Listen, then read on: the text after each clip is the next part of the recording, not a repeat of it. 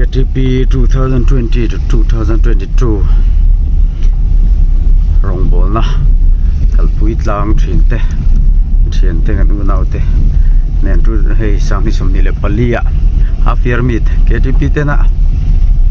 half year limit mananga huna hian kan mang ve thina kumtin he vai thum na kan mang don der mai YRC muna mason na polo lang na sa hei YRC mun ke ni kha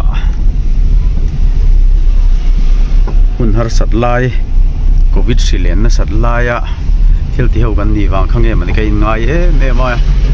hian hun hi kum khata hian voi khatal man ho na kan nei thin ani to pa YRC muna chei kho kan nei vele top dona him kan ti a him tree mang don ni lai min ni kan YRC ni a him son na polang na sa le mai kan throi tu te bo lo lien to la ko sia dain kot bo he chung zar te oma YRC ma ta lan na tu te nge lo thleng to tu te nge lo thleng to umare la pu tu pa jonia upamare la upa jonia uina ma tha do che hey ubena nge ma kan nei tu hi le heian chin te an tui me la sin thu a pui do ne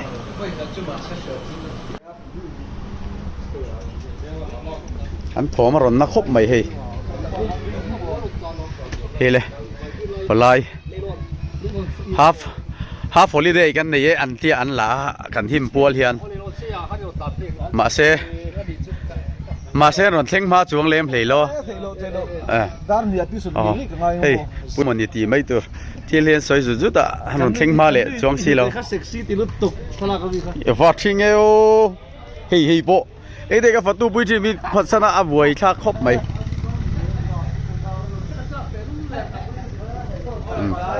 à theng therapy thì hiền cái hao lôi gel này theng therapy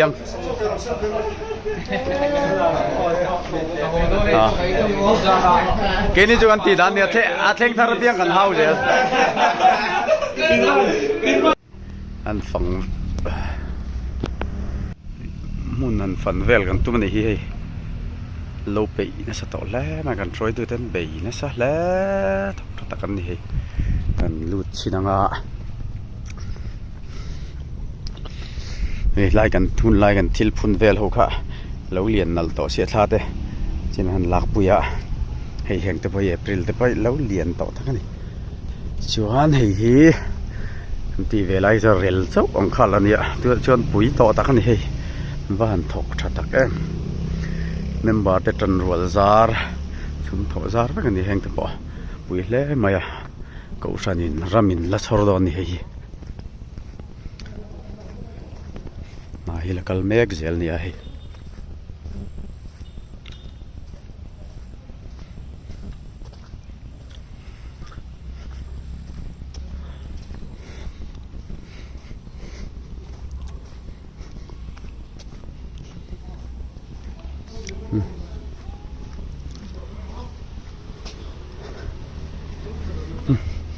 số khu lại đang hoa lù cá chua mà xin ba ngày po, quý tỏ tắc này hay, nuông đón tắc này,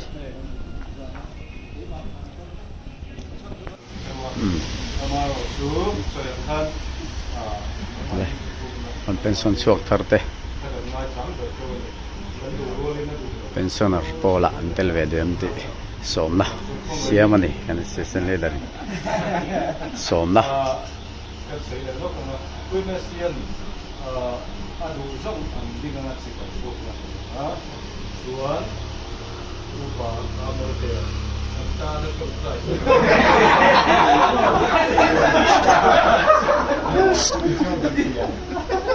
le oh dia terus tu ulang terus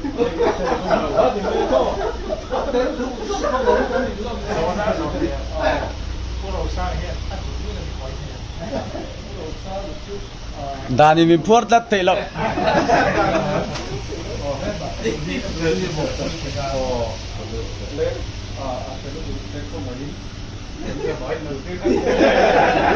anh chụp một tờ again ba anh sang này Với Messian